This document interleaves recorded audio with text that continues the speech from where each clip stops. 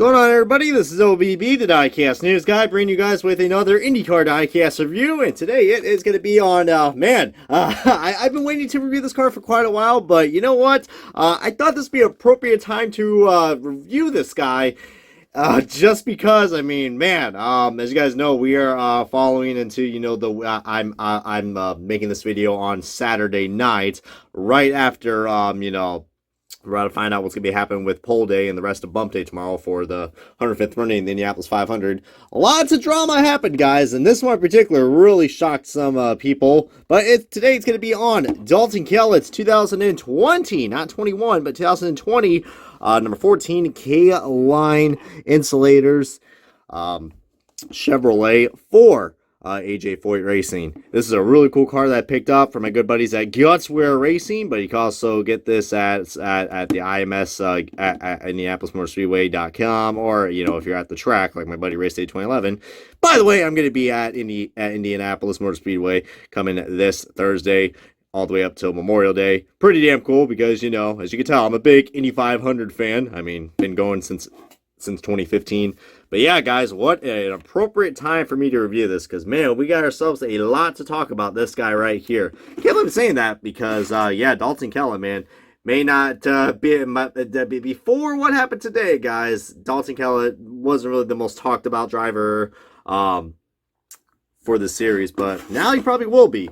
But anyways, let's go ahead and kick off this diecast review and the official unboxing of the Dalton Kellett 2020 K-Line car.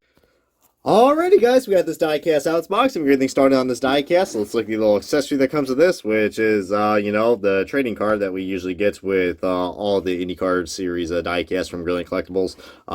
Once again, guys, I really do appreciate the amount of effort that Greenlight puts into not only the packaging, but also the these trading cards as well. I mean, I think I know some people actually. If you guys already have the packaging that are out of these, and and they're quite ruined.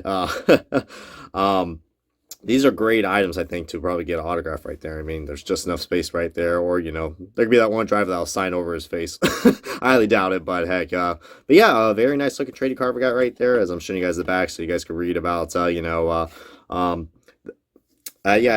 this Canadian driver. Yeah, so all of a sudden Hinchcliffe and Robert Wickens weren't the only IndyCar drivers that ran.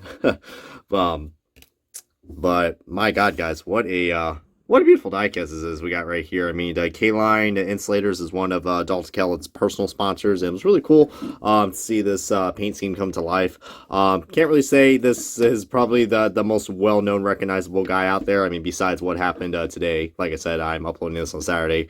Yeah, Dalton Kellett was one of my picks, guys. As you guys know, there are 35 entries this year for the Indianapolis 500, and only 33 can make it. My picks, I think Rob, my good buddy Rob, Race 12, can back me up. Both him and I were expecting to see R.C. Anderson and Dalton Kellett not making the field. Well, it turns out we got one of those possibly right. I mean, unless, I don't know, somehow Top Gun Racing pulls something off tomorrow. I mean, could you imagine how crazy that will be? I'll have to make a follow-up video on that. But, yeah, Dalton Kellett, guys, in surprising fashion, was able to qualify his way in for this year's Indianapolis 500. And, can't really count last year's because, last year's was a really weird year.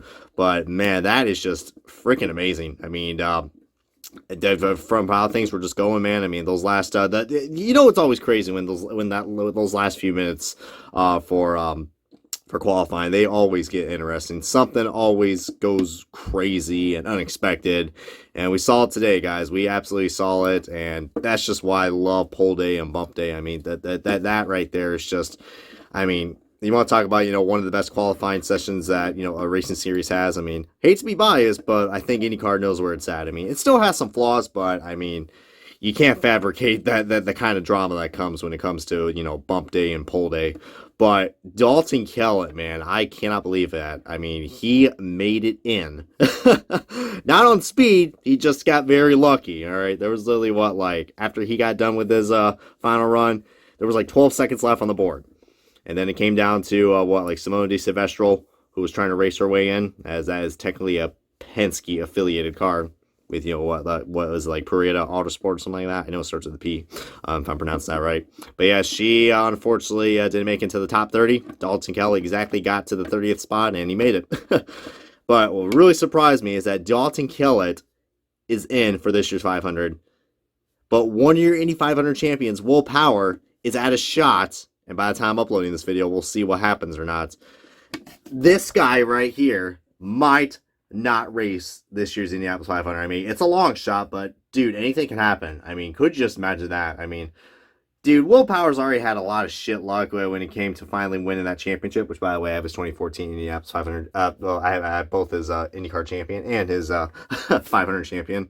And then my good buddy Ian Perez is probably going nuts over that. But, you know, I'm thinking possibly. I mean, the Penske cars are definitely damn slow, but we will see how things play out, man. But what a story that was for sure. However, though, there's one more AJ Foyt car that we do got to talk about, and that is Charlie Kimball. I did a diecast review of that car. It's like the I forgot what the hell the sponsor was.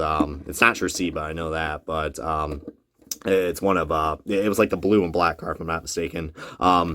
I do have a review of that if you guys want to check that out, and also Tony Kanon's vodka car as well. But, yeah, you probably wonder why they released two different 14 cars for this year. Well, I mean, AJ Foyt Racing definitely had some driver mix-ups. I mean, for 2020, they really had to get a little crazy with these oddballs. So I believe Charlie Kimball and Sebastian Bourdais ran part-time, and they split the ride up with those two guys in the number 4. And then the 14, Dalton Kellett, besides the Indianapolis 500, he drove the 41 car. Besides that, he ran every road course and street course race. And then on the ovals, like I said, besides the 500, Tony Kanaan took over the 14. That explains why Kanaan was in the 14 at Texas and also at the Indy 500, of course. But yeah, Dalton Kellett wasn't really that recognizable of a name. I mean, Indy Lights, he did, I guess, okay, but and that wing is crooked, but Hank, don't want to be that SOB to bend it. But yeah, I mean, this is one of his sponsors that carried over in him from Indy Lights, and I think he won a few podiums, and I think a pole as well, but other than that, I mean, I don't think in his, he ran Indy Lights, I think, for 4 years, I think. Didn't really do anything. So, you know, it was kind of a questionable choice, but I understand AJ Foyt, they needed all the sponsor money they needed, because after ABC Supply Company left, that's mostly where almost their funding just went right out the window, so they kind of had no choice. So I guess you could say Dalton Kellett is a quote-unquote a paid driver, he's basically, carrying this team with the sponsorship, but I don't know, man. I mean, after what we saw for the 500, I mean, for this year's, bump day / pole day, I will say, man, I mean, watch out for all Dalton Kellett. I mean, it's definitely a long shot, but for him to make his way into this year's 500 was something else, man. Good for him, because, I think Dalton Kellett definitely needed that spotlight, and, seeing him and his, his girlfriend or his wife or fiance or whatever, I don't know his relationship status, but, him and all of his loved ones came together, and it was a pretty emotional time, and that's what I just love about, the qualifying sessions we got at the Indianapolis 500.